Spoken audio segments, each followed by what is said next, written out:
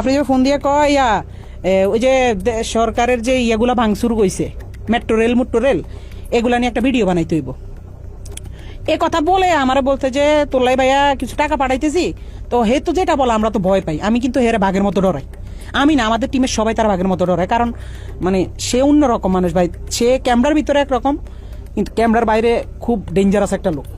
তারা কিন্তু সবাই ভয় পায়। ইউটিউব ইন্ডাস্ট্রিতে একটা টাইমে তার সবাই বাঘের মতো ভয় পাইতো। সবাই তার অফিসে ডাকাইতেছে, যারা আমরা টিমের যারা মানে ছাত্র আন্দোলনের সময় তার বিপক্ষে চলে গেছিলাম। তার বেল্টের বাড়ি আমার তো বেশি কেউ খায়নি, তো বেল্ট খুইলা আমার কুত্তার মতো পিড়াইতো।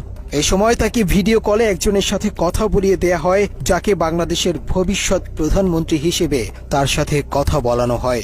2-3 মাস পরে হয়তো বা তার মাথাতে আবার ঢুকছে যে রাই কি কারো লগে আবার কিছু কইয়া লাইনি। হ্যাঁ, রাইরে আবার একটু দমক দিতে হইব। কেমনে বড় একটা নেতার সামনে হয়তো ফোন টোন দিলে আমি একটু ডরাই যাই। আমি তো ডরাইলে আসলে আমি কিন্তু ভয় পাই। তো হঠাৎ একদিন রাইতে আমি নোয়াখালী 10:30-11টার দিকে হঠাৎ একটা ভিডিও কল, তো ওই দাফে দিয়ে এই তো আবার তলপেটে কামড় দিয়েছে। আল্লাহ এতদিন পর হঠাৎ কল দিয়ে আবার কি জানি কি কয়, হঠাৎ ফোন দিয়ে কয় শুন তোর লগে একজনের সাথে একটু কথা বলাই দিবে, বুঝছস রাহি? পর আমি কই জি ভাইয়া, কোনো সমস্যা নেই বলেন।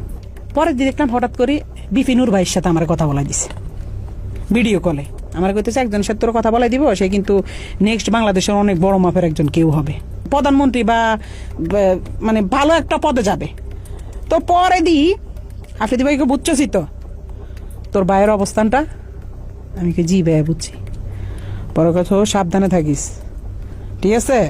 আমি কি জি ভাইয়া ঠিক আছে। শুধু বুঝাইছে যে তার লগে বিশাল বড় বড় হাত আছে, এই জন্য সে দেশে খুব রিল্যাক্স আছে, মানে বুঝাইছে এটা।